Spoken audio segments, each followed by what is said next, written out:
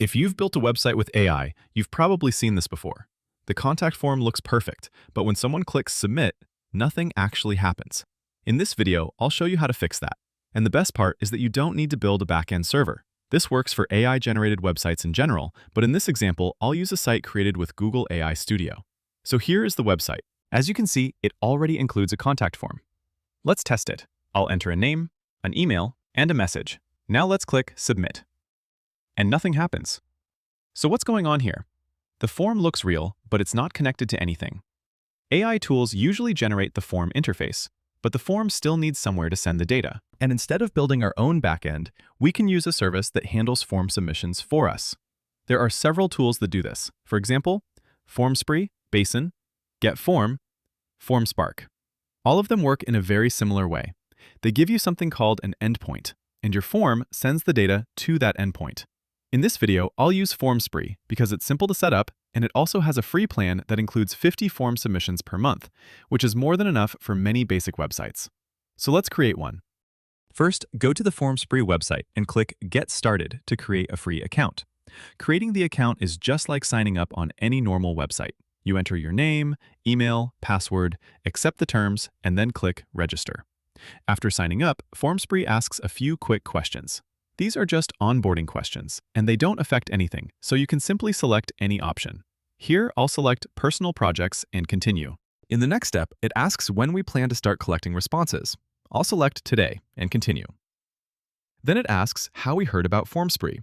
Again, you can choose any option here. I'll just select one and click Submit. Now we're inside the FormSpree dashboard. From here, we can create something called a form endpoint, which is the URL that will receive the data from our website form. To create one, click Add New and then choose New Form. Before creating the form, FormSpree asks us to verify the email address we registered with. So let's quickly do that. If we open the inbox, you can see the verification email from FormSpree. Just open the message and click Verify Email. Once the email is verified, we can go back to the FormSpree dashboard. Now let's create the form again. Click Add New, then New Form. Here we just need to give the form a name. I'll call it Contact Booking Form, since the website we're working with uses a form for booking requests. For the project, this is the first project in the account, so I'll just leave it as My First Project. And this email address is where all form submissions will be sent. By default, it's the same email we used when creating the account. Now we just click Create Form. And once the form is created, FormSpree generates something very important for us, the form endpoint. This is the URL that our website will send form submissions to, so I'll just copy this endpoint. Now let's go back to Google AI Studio to the website we want to fix. In my case, it's this website here. As you can see, it already has a form on the page, but right now the form doesn't actually send the data anywhere. So what we need to do is simply tell Google AI to connect this form to our FormSpree endpoint. To do that, I'll write a very simple prompt, something like, update the contact form so that it sends submissions to this FormSpree endpoint. And then I'll paste the endpoint that we copied.